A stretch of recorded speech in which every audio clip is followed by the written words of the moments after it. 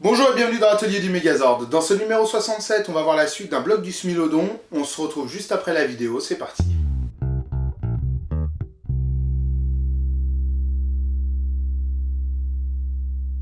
Go go Power Ranger.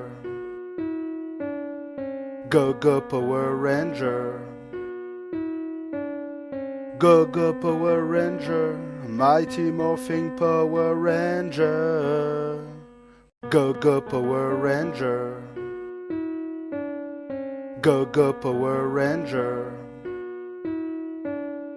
Go go Power Ranger. Mighty Morphing Power Ranger. Go go Power Ranger. Go go Power Ranger. Go go Power Ranger. Mighty Morphing Power Ranger. Go go Power Ranger. Go go Power Ranger. Go go Power Ranger. Mighty Morphing Power Ranger. Go go Power Ranger.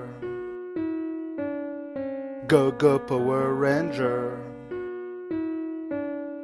Go go Power Ranger. Mighty Morphing Power Ranger. Go go Power Ranger. Go go Power Ranger. Go go Power Ranger. Mighty Morphing Power Ranger. Go go Power Ranger. Go go Power Ranger. Go go Power Ranger. Mighty Morphing Power Ranger. Go go Power Ranger.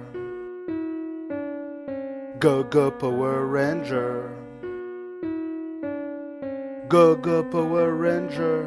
Mighty Morphing Power Ranger. Go go Power Ranger. Go go Power Ranger. Go go Power Ranger. Mighty Morphing Power Ranger. Go go Power Ranger. Go go Power Ranger. Go go Power Ranger. Mighty Morphing Power Ranger. Go go Power Ranger. On va faire ça. Enfin, on est en train de faire ça. Regardez. Il est là. Il est mastoc. Est-ce qu'il est aussi gros à peu près? J'avais pas encore regardé. Ouais. Donc on est quand même plutôt accurate au niveau dimension, même si je suppute qu'en vrai, il risque d'être un peu plus violent. Ah purée. Qu'est-ce que c'est énorme. Titre. Qu'est-ce que c'est énorme comme pièce. Alors, je suis en train de pérorer, mais je me suis posé cette question en voyant un petit peu, ici, juste là, je sais pas si vous verrez bien, mais il y a un petit trou. Le trou, je suppose que ça va être pour la queue rabattable. Donc je me dis, la prochaine fois qu'on va travailler le Smilodon, ça sera quand on va faire la queue. Et enfin, le dernier bloc, ça sera la partie qui va permettre de venir fermer le tout et de maintenir la queue qui va juste être tenue par deux petits trous et un axe rotatif. C'est grand. C'est grand, hein. J'ai pas des bras de bébé, mais c'est mieux dans ce sens-là, je suis con quand même. Mais c'est grand, putain. Ça fait trop du bien. Je me dis... enfin, je me répète, mais à chaque fois, je suis heureux. Je suis heureux. Vous pouvez pas savoir à quel point, quand je vois ça, je ne regrette absolument rien. Voilà, ça tient en plus.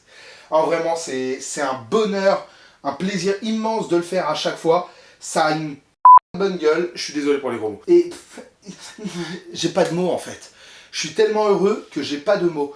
J'ai regardé un petit peu, je me suis dit bon bah voilà, on attaque quand même un bon morceau du gibier, et je sais que la prochaine fois on va s'attaquer, enfin la prochaine fois, dans le numéro suivant on va s'attaquer à nouveau au mastodonte. Pareil, ouais, il commence à prendre forme, il va être plus compact, mais c'est tellement immense quand on les voit à chaque fois, quand on les a en vrai, parce que je le montre à des potes en vrai, et ils me disent mais par rapport à ce que je vois à la caméra, c'est pas ça, on n'a pas vraiment cette impression de volume, alors que quand on les voit en vrai, quand on voit les pièces en vrai, waouh. Voilà, c'est l'effet que ça fait, c'est l'effet Waouh! D'ailleurs, justement, j'étais super content quand j'avais que la tête. J'étais là, je fais, ah, j'ai toutes les têtes, c'est beau, c'est machin, c'est ceci. J'ai commencé à faire le coup, j'ai commencé à faire la structure. Mais là, c'est 100 fois plus que ce que je pouvais imaginer. Alors, il y a ce petit trou à l'intérieur qui va servir à rabattre les pieds, évidemment, hein, voilà, comme ceci. Et vous avez, pareil, ça qui va venir là, les pattes à l'avant qui vont, hop, les crocs. Et là, il est prêt. Il est déjà en mode pied. Voilà, bon, faut que je le range un peu mieux là, j'ai pas vraiment encore taffé, planché sur le système de comment ça se rentre convenablement. Mais ouais, non, c'est juste comme ça, il n'y a pas plus. Et ensuite, il y a ce petit clapet qui va servir à emboîter les patounes du tyrannosaure. Comme ça, il se clipse. Enfin, lui, il est de ce côté-là. Mais voilà, ça va se clipser et ça va être trop bien. Je me demande d'ailleurs si, petite aberration, parce que voyez-vous, le smilodon, c'est la patte droite. Le triceratops, c'est la patte gauche. Est-ce que vous pensez qu'on peut les inverser? Si on peut les... Juste que le smilodon soit à droite, le triceratops à gauche, juste pour voir si c'est possible. Après, il y a peut-être, je sais pas, il n'y a pas l'air d'avoir un détrompeur particulier là-dedans, mais est-ce que ça serait pas un peu bizarre? Est-ce qu'on se dirait pas, regardez, je vais vous montrer autre chose.